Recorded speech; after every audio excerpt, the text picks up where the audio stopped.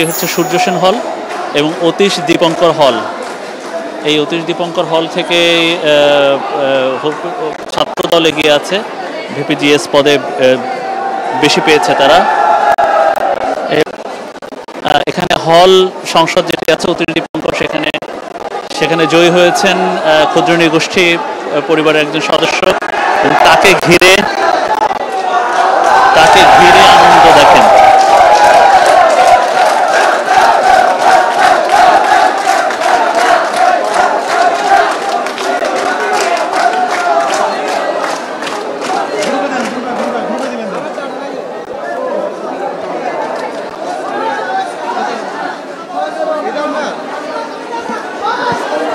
দেখি ভাই